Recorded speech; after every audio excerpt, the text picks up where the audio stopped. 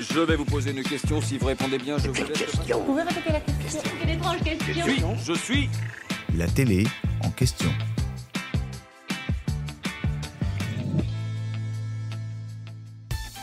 Duo, carré ou cash, cela fait bientôt 20 ans que des milliers de candidats se triturent les méninges dont tout le monde veut prendre sa place pour répondre à cette question.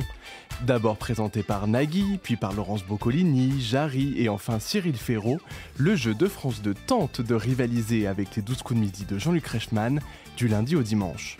Dans la deuxième partie de l'émission, 4 candidats s'affrontent. Ils ont tous 13 secondes et pas une de plus pour donner la bonne réponse à l'animateur.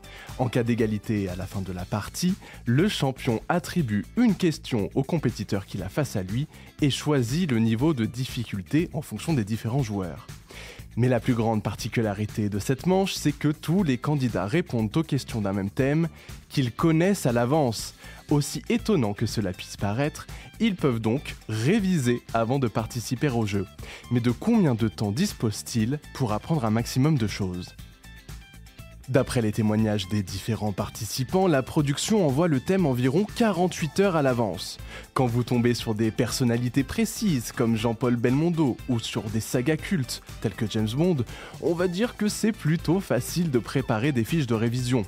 En revanche, quand on vous annonce que vous devez bachoter sur la culture japonaise, les villes en chanson ou encore sur une sombre catégorie nommée « Ils sont en retard », c'est une autre paire de manches. Et promis, ce sont de vrais thèmes.